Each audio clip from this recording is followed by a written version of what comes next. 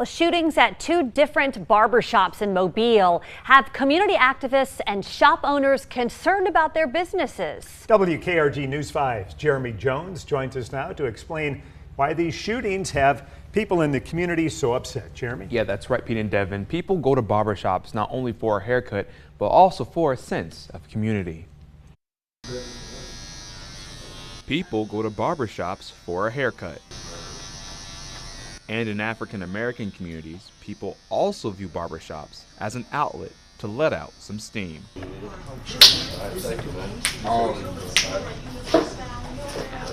This is supposed to be a safe place for the black clients that come in. We can communicate about what's going on in the city, in the community. We can share ideas, share what's going on and everything. Ernest Williams is a barber at the Fade Shop on Cottage Hill.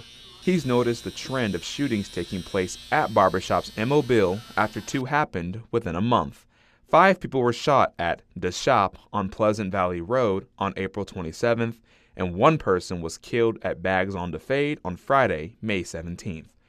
Williams says he's worried about that trend because it's turning what's typically a safe space into something violent. We have a zero gun policy in the Fade Shop, no profanity, because we deal with a lot of kids that comes in. And of course, we're right across the street from a school, so we try to keep everything safe.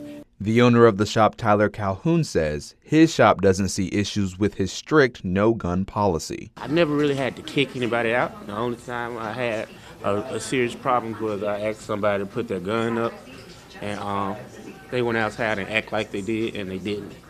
And then I had to tell them to leave. John Young is a sergeant with the Mobile Police Department, but he volunteers his time outside of work with Men United Against Violence, which he co-founded.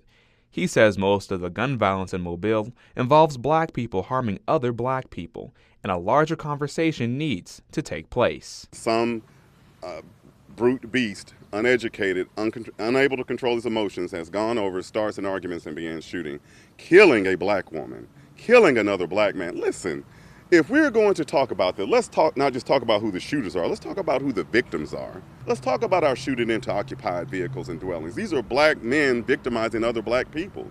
And if black people don't say, this is enough, we need to call out this bad behavior, who will? And as for the Fade Shop, Williams says that he's not afraid to turn others away if it means keeping himself and his clients safe. If you got to bring a gun, then we don't need your business. That's just how we see it. And Mobile police tell us that the homicide at Bags on the Fade from last Friday will more than likely be a self-defense case. Reporting in the studio tonight, Jeremy Jones, WKRG News 5.